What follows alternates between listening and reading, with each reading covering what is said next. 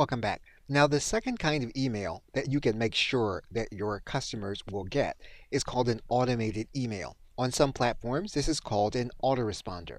In every process to create this autoresponder email or automatic email is going to be different within each platform. In MailChimp, we would go to this Create area.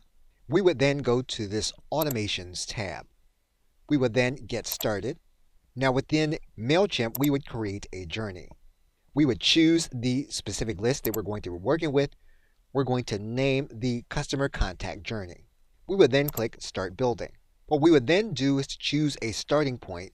In some platforms, this is called a trigger.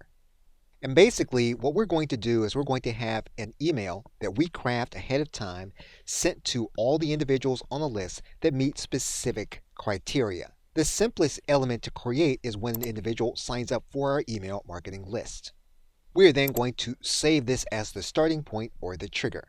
What we would then do is to add a journey point. And in this case, we're going to automatically send the individual an email. We can design specific elements about this automated email.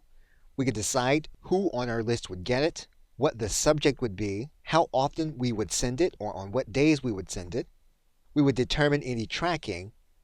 We could then select a specific template. We would then design the email, save it, and return back to the journey that we are creating.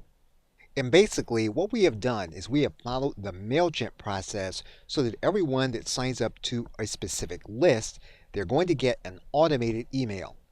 Now again, this process is going to work in a different manner in every autoresponder platform that you are using. But it is the second kind of email that you can send individuals, which will be automated based on specific criteria. Okay, so with that, thanks, and I will see you in another video.